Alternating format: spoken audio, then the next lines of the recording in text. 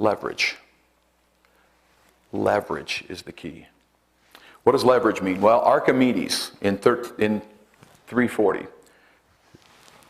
Can we see that? Yeah. He said, give me a lever long enough and a fulcrum on which to place it, and I'll move the world. I'll move the world.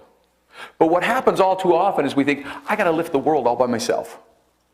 And we go out and I'm going to lift the world all by myself, and it gets really hard and we give up. Well, stop it, okay? Just stop it. You're not supposed to lift the world by yourself. We have the most ingenious system that is a republic of republics of republics. And we hire people to leverage our voice and our strength. Perhaps we should tap into that ingenious system that there's nothing like it in the rest of the world. Here's how that works, okay? You raise your voice by all means. What are you going to do next year? You have people that want to work for you. And the job interview questions, why the difference? There's $150 trillion in mineral value locked up that could fund education for our children.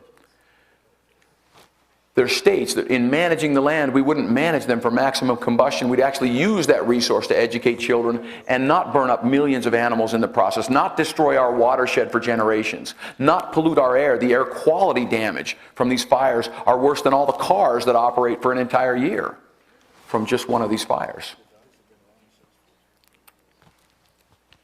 Yes, absolutely, raise your voice. And in those job interview questions, why the difference? What specifically are you going to do? Who else are you going to bring to the table? How can I help you?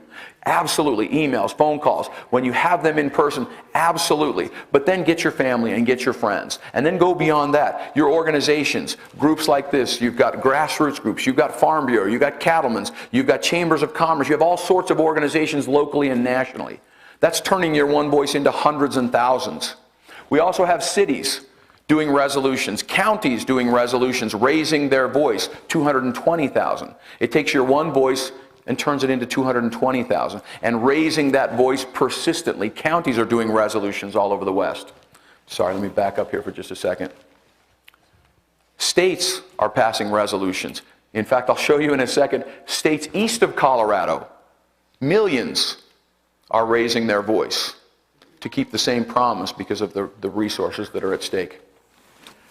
So let me show you what this looks like. This is the Western Growth Coalition, is about 6 cities and 5 chambers of commerce on the west side of Salt Lake. No public land. No public land, but they understand that this is the only solution big enough to actually close a $2 trillion education funding gap, to actually close a that would be really bad, wouldn't it?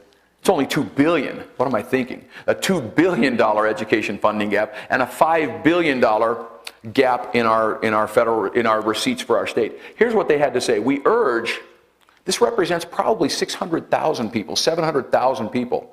We urge the continued petition of the federal government to honor Utah's compact of statehood as they have with eastern states by disposing of the public lands. The success enjoyed by other states in securing control of their lands was and is the product of a united front and an unequivocal determination to reject no as an answer, or impossible as an answer. These eastern states succeeded in compelling Congress to transfer title of the public lands, and so should we. This is happening all over. In fact, I'll tell you, Washington County, right? St. George. The commissioners in Washington County, they passed a resolution at the county level, and then they had all of the cities within their county pass a resolution. They had their Farm Bureau and their Chamber of Commerce and their school districts are now doing resolutions. And when the governor came down, they had a packet. They said, Governor, we urge you, all of us in our county urge you to exert your utmost abilities to secure the same promise to our state that other states already have. Let me show you this. So, this is your Thomas Maddock again, back in 1932. He said, here's how easy it is. He said, we may not like the fact that our government is controlled by small minorities, but there's no reason that we can't use that in our favor. A very small minority of senators can control the entire appropriation process in Congress. And if we help them with knowledge and with courage, a small group of as few as 10 senators can shut down the entire appropriation process in Congress until we have a real legitimate conversation about honoring the same promise to the western states that they've already kept east, because there's $150 trillion in minerals locked up, because the environmental devastation that's happening in the West. This is South Carolina. South Carolina this year passed a resolution supporting the transfer of public lands to the western states. Now, why would they do that? They're spending $9 billion a year in the East to pay us to not use our own lands and resources to take care of our own children, to take care of our own communities. $150 trillion locked up in the public lands. Where's the heavy equipment going to come from? Where are the legal services and the IT and the financing going to come from? Where's the $150 trillion going to be spent? Will it all be spent in Mohave County? Perhaps not. That's going to trickle throughout the entire nation. In fact, the Homestead Acts, that was the premise of the public lands from the beginning.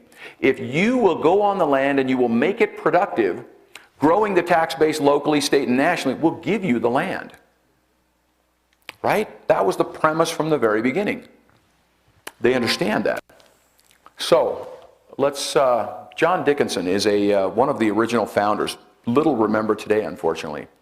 He said the government of each state is and is to be sovereign and supreme. Sovereign and supreme. By the way, there's a Supreme Court case about 12 years ago that says the same thing. States are supreme in their sphere. No more subject to the general government than the general government is subject to them within its limited sphere. And yet we hear all too often from federal agents and others trained in law school that anything the federal government says or does is supreme. That's not our system of government. States are sovereign and supreme in all matters that relate to each state only, and subordinate barely in those matters that relate to the whole, and it will be their own faults if the several states suffer the federal sovereignty to interfere in their jurisdictions. We have no one to blame but ourselves because we've simply failed to ask the simple question, why? And expect an answer and demand the knowledge and courage to make it happen.